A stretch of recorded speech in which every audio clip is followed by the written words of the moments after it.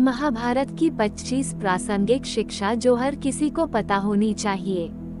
पाठ 2, 13 शिक्षा और योग्यता के लिए जुनूनी बनो। व्यक्ति के जीवन में उसके द्वारा हासिल शिक्षा और उसकी कार्य योग्यता ही काम आती है। दोनों के प्रति एकलव्य जैसा जुनून होना चाहिए, तभी वह हासिल होती है। अगर आप अपने काम के प्रति जुनूनी हैं तो कोई भी बाधा आपका रास्ता नहीं रोक सकती। 14 कर्मवान बनो। इंसान की जिंदगी जन्म और मौत के बीच की कड़ी भर है।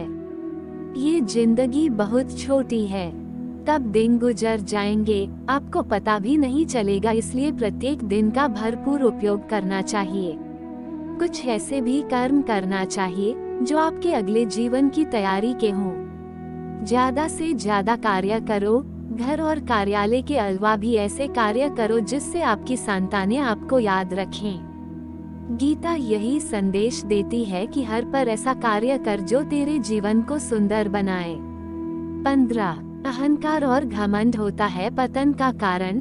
अपनी अच्छी स्थिति, बैंक बैलेंस, संपदा, सुंदर रूप और विद्वता का कभी अहंकार मत कीजिए। समय बड़ा बलवान है। धनी, ज्ञानी, शक्तिशाली पांडवों ने वनवास भोगा और अति सुंदर द्रौपदी भी उनके साथ वनों में भटकती रही। समय के खेल निराले हैं। जिस अम्बा का जीवन भीष्म के कारण बर्बाद हो गया था, उसने शिखंडी के रूप में जन्म लेकर भीष्म से बदला लिया था। महाभारत में ऐसे कई उदाहरण हैं जिनसे ये प्रेरणा मिलती है कि घमंड को पतन का कारण बनने में देर नहीं लगती है। 16 कोई भी संपत्ति किसी की भी नहीं है। अत्यधिक लालच इंसान की जिंदगी को नर्क बना देता है।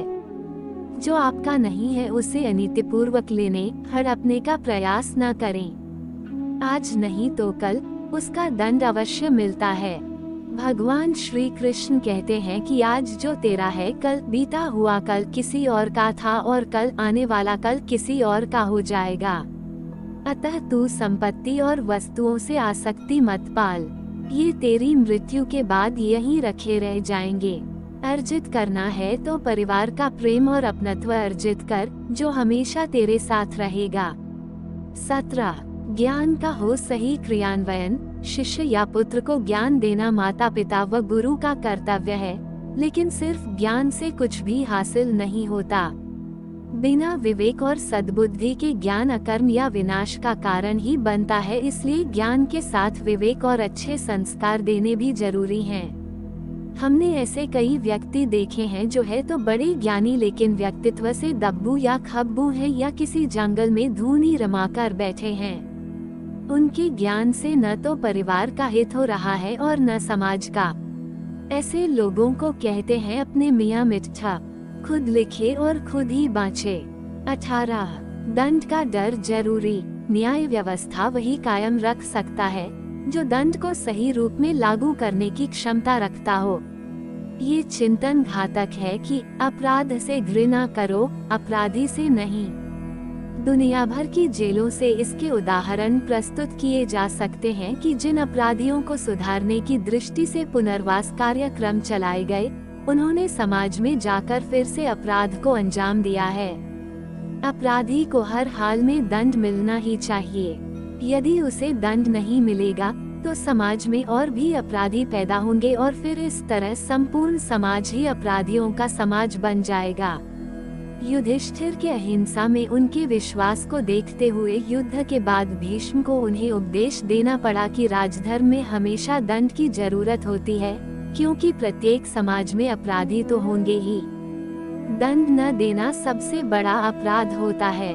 19 न्याय की रक्षा जरूरी। न्याय हमेशा उन लोगों के साथ होता है जो शक्तिशाली हैं या जो न्याय पाने के लिए प्राणपण से उत्सुक हैं। जिन्होंने अपने लिए न्याय मांगा है उनके साथ ईश्वर ने न्याय किया भी है। मांगोगे नहीं तो मिलेगा भी नहीं, ये प्रकृति का नियम है। गुरु द्रोणाचार्य ने कर्ण और एकलव्य के साथ जरूर अन्याय किया था, लेकिन आज दुनिया अर्जुन को सर्वश्रेष्ठ धनुर्धर नहीं मानती, क्योंकि कर्ण और एकलव्य ने हमेशा न्याय की मांग की और अंत में आज दुनिया उन्हें श्रेष्ठ धनुर्धर मानती है। महाभारत हमें सिखाती है कि न्याय की रक्षा करना कितना जरूरी है। लेकिन ये भी एक कटु सत्य है कि न्याय सिर्फ शक्तिशाली लोगों के साथ ही है। 20. छिपे हुए को जानने का ज्ञान जरूरी। ये जगत या व्यक्ति जैसा है वैसा कभी दिखाई नहीं देता, अर्थात लोग जैसे दिखते हैं वैसे होते नहीं, चाहे वो कोई भी हो। महाभारत का हर पात्र ऐसा ही है, रहस्यमयी।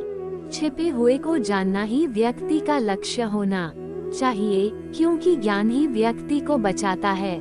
भगवान श्री कृष्ण के ऐसे कई योद्धा थे जो छिपे हुए सत्य को जानते थे। 21. सफर करने में होती है बरकत। एक स्थान से दूसरे स्थान पर जाना या एक स्थान को छोड़कर दूसरे स्थान पर रहने से लाभ ही मिलता है। पांडवों को हस्तिनापुर छोड़कर 2 बार जंगल में रहना पड़ा और अंत में उनको जब खांडव प्रस्थ मिला तो वे वहां चले गए।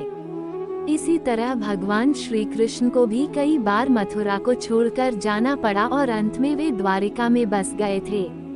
कई बार लोगों को व्यापार या नौकरी के लिए दूसरे शहर या देश में जाना होता है। 22. गोपनीयता और संयम जरूरी। जीवन हो या युद्ध, सभी जगह गोपनीयता का महत्व है। यदि आप भावना में बहकर किसी को अपने जीवन के राज बताते हैं या किसी व्यक्ति या समाज विशेष पर क्रोध या कटाक्ष करते हैं तो आप कमजोर माने जाएंगे। महाभारत में ऐसे कई मौके आए जबकि नायकों ने अपने राज ऐसे व्यक्ति के समक्ष खोल दिए जो राज जानने ही आया था, जिसके चलते ऐसे लोगों को मुंह की खानी पड़ी। दुर्योधन, भीष्म, बर्बर एक ऐसे उदाहरण है जिन्होंने अपनी कमजोरी और शक्ति का राज खोल दिया था। 23. चिंता, भय और अशांति है मृत्यु का द्वार। किसी भी प्रकार की चिंता करना, मन को अशांत रखना और व्यर्थ के भय को पालते रहने से मृत्यु आसपास ही मंडराने लगती है। मौत तो सभी को आनी है, फिर चिंता किस बात की। कोई पहले मरेगा और कोई बाद में। चिंता का मुख्य कारण मोह है। जेल खान, दवाखाना या पागल खाना वह व्यक्ति जाता है जिसने धर्म सम्मत या संयमित जीवन नहीं जिया। 24. इंद्रिय संयम जरूरी। इंद्रियां कभी तृप्त नहीं होती। जो इंद्रियों के वश में है उसका पतन निश्चित है।